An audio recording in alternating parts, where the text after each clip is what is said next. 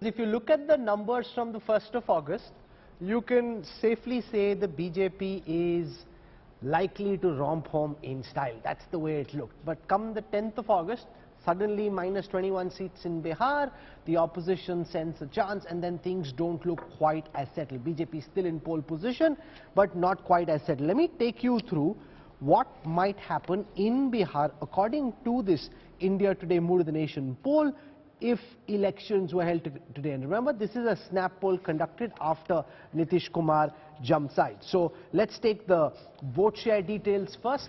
The NDA at 54 in 2019 in the Lok Sabha elections, down to 41% on the 10th of August. That's a fall of 13%. The Gathbandhan from 31%, which is largely the RJD vote share, up to 46%.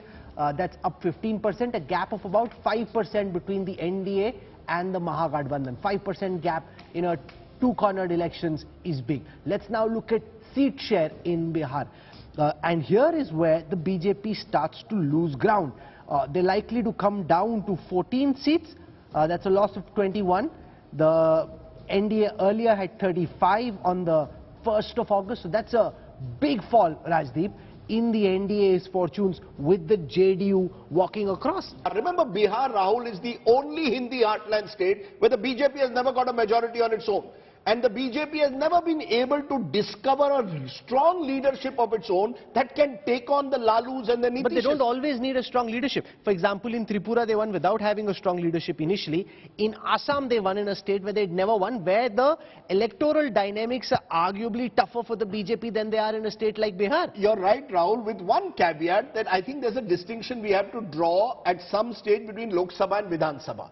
In Lok Sabha, which are increasingly becoming presidential, where people are saying, "Kaun banega Pradhan Mantri," I think the BJP, by virtue of the fact that they have in Narendra Modi someone who's tried and tested, versus the opposition, which seems very disparate. Even Nitish Kumar himself, his own personal popularity has been declining. That gives the BJP an edge, as we saw in UP. I've often believed if Mayawati and Akhilesh had tied up in a Vidhan Sabha, they might have had a better chance than in a Lok Sabha. That's my sense, though. Syed Zafar Islam, does Bihar suggest a threat and a problem to the BJP? The fact that someone like Nitish Kumar is feeling stifled, undermined, jumps over, joins the Mahagathbandhan. The poll seems to suggest the NDA could lose 21 seats because of him switching over. Rahul, first of all, we were discussing about why NDA and for that matter BJP is going to lead in 2024 election. The outcome is very apparent, whatever you have suggested today, but it is primarily because it is being led from the front. We have a leader who is leading from the front. The Honorable Prime Minister's admiration by the people of this great country is unimaginable. Countless number of people will die for him, and that suggests that we have a strong leader who understands the mind and the chemistry of the people, and who is always available to do things for the people of this great country. That is something which has earned him a lot of admiration. Secondly, when it comes to Bihar, we do not see any big change in numbers. You had projected 35, it may marginally go up or down, but people of Bihar are fed up with Nitish Kumar. People of Bihar are fed up with RJD, and Nitish Kumar has fought election as a separate party, JDU, in 2014, and you know what was the result at that point in time. So we are confident, whether it's Bihar, whether it's UP, whether it's any other state, we are going to get not only majority, but everywhere we will rule. So you're saying, Mr. Zafar Islam, Mr. Zafar Islam, you're saying that you will win in every state. Let's look at another state, because I think Mr. Modi's biggest advantage, or the BJP's, has been in north and western India. We've seen in Bihar the BJP going down. The other state which has seen tectonic change in the last few months is Maharashtra.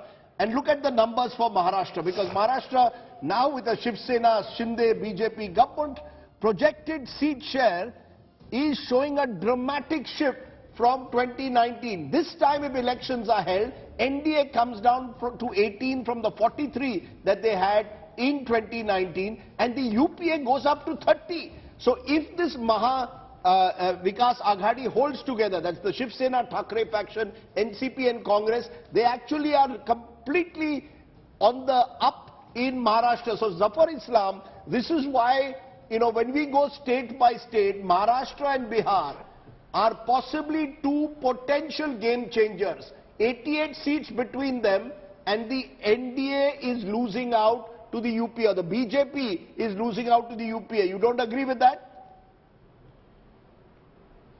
No, Rajdeep, you are from Maharashtra, I am from Maharashtra. We have seen the two political parties, how BJP is growing in the state of Maharashtra and how the popularity of Shiv Sena is coming off. It is so apparent for everyone, and everyone, they were winning only because they were aligning with Bharatiya Janata Party. In isolation, they cannot win few seats here and there without Thackeray. And now with it is splitting right in the middle, we know that the without Thackeray faction will not even be able to win few seats.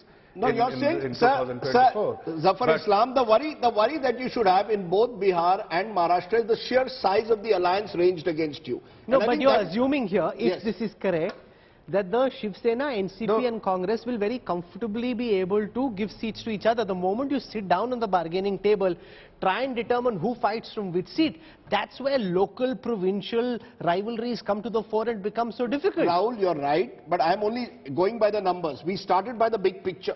Big picture is very clear that anti-incumbency has not set in. Mr. Modi has held it off. The personality of Mr. Modi, in a way, as Mr. Puri calls him, almost Teflon-like. But moment you're going into two states where the arithmetic has changed, once there is that level of arithmetic where you can build this broad alliance, then you're giving it a fight. Then you're virtually forcing the BJP to become a 51% party, which both in Maharashtra and in Bihar is not easy. I'm not saying it's impossible, but it's not easy.